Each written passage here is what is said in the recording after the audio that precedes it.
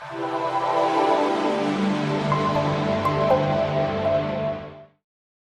people get facelifts at different ages and for different reasons. And from our discussion, and you can find this video online, we've talked about the 3 different kinds of facelifts in general. So can you tell us a little bit about what age do most people get facelifts and what are their different options? Okay, that's a very good question.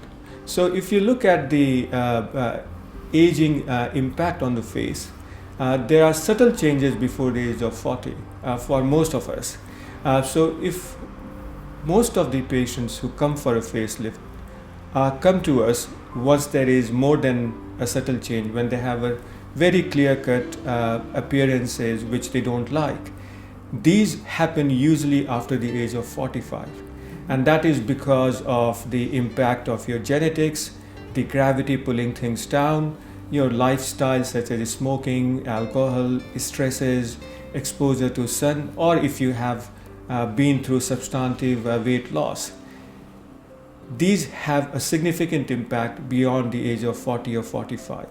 And these will lead to laxity of the muscle, the ligaments stretching out, and make the aging changes very apparent. So most of the people who come to me for a surgical facelift are beyond the age of 45. There is a small minority which will come at an earlier age, probably in their 30s, and these patients have very subtle changes. They might have excess fatty tissue which can be addressed by either removal or liposuction, and they will probably benefit from a little bit tightening of the underlying tissue. As I explained in one of my earlier videos, what would be usually called as a smash lift. That can be done under local anesthesia and is a much less extensive surgery. But by and large, most of the most of the patients who come to me would be beyond the age of 45, and they would benefit from a comprehensive deep plane face and neck lift.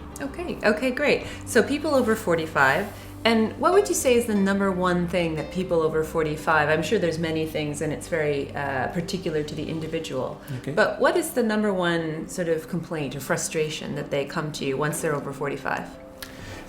It is a very important question because it is important for patients to understand that whether a facelift is appropriate for them or not depends upon not just on the physical changes on their face, but also the impact it has on their mental well-being.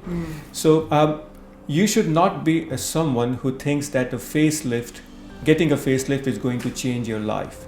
It will not. It is actually the other way around.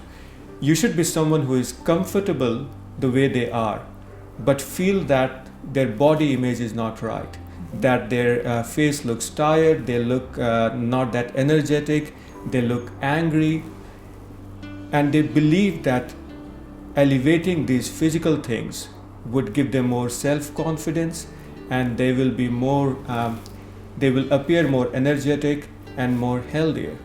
If you come with this mental mindset, and there are aging changes such as you might have excess jowl, you might have lax, most of the people would lose the well-defined jawline because, as I said, the tissues hang back.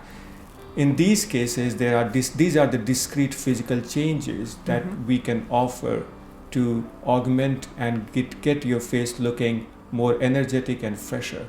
So as I said, it is important that there are physical changes that both you and the surgeon can identify, and you have the appropriate mindset to get the best out of it.